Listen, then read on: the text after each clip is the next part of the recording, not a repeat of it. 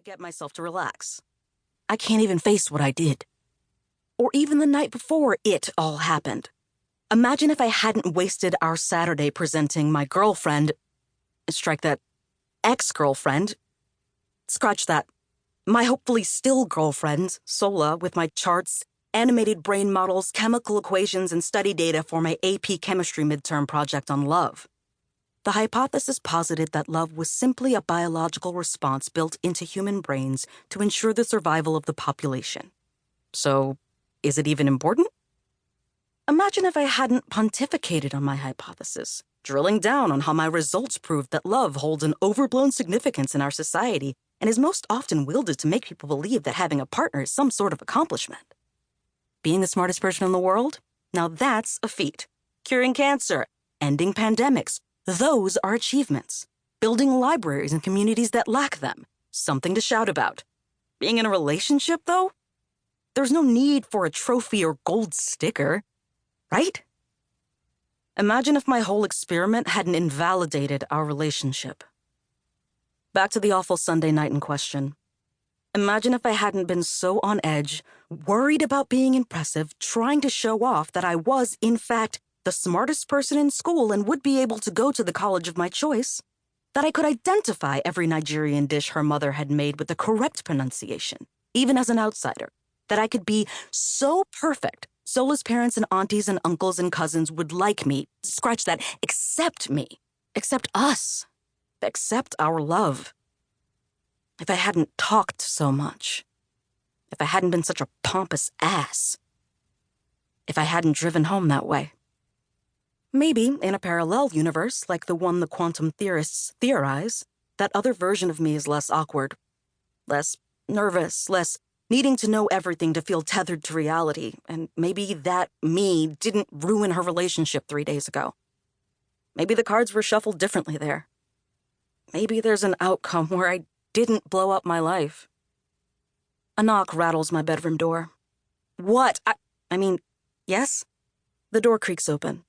Pop crowds the doorway, forehead molasses brown and crinkled like the ginger snap cookies Aunt Lisa brought over yesterday for the holidays.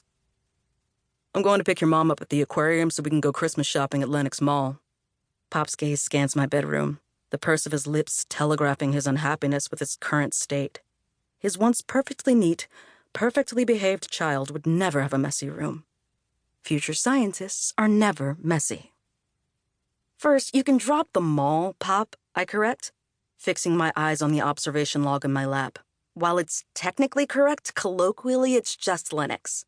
Second, you shouldn't say Christmas shopping because there are other winter holidays happening right now, and more to come later in the month. It's not inclusive. Pop sighs. Stop giving me a hard time, baby girl. I cringe and look up. Pop knows how much that second word grates, how limiting it feels right now, how I'm trying to figure things out. I've told him, don't call me that. He puts his hands in the air. Sorry. Forgot all your new rules. They're not new, Pop. Well, I'm still making sense of it all, too, he says. So am I mutter, feeling like everything I thought I knew about myself, Sola, my experiments, the world, is changing.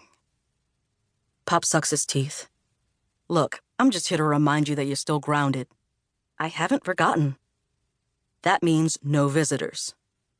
I refocus on my log. She doesn't want to see me, so no need to worry there, I say. Pretty sure I ruined everything, and since you all won't let me have my phone back, I can't even do anything about it. He sighs and starts his lecture on consequences for one's actions, blah, blah, full on rolling into Reverend Josiah Williams mode. And no leaving this house. He clears his throat like he always does before he has to be a hard ass. You better answer the house phone when I call to check in.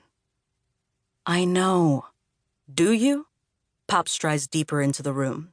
'Cause lately it seems like all the things I thought you knew, things I taught you, went straight out the window.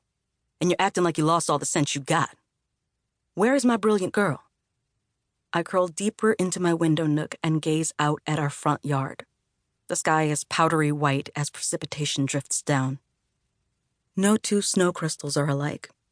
Did you know that? But there's no avoiding his monologue about my current moral failings.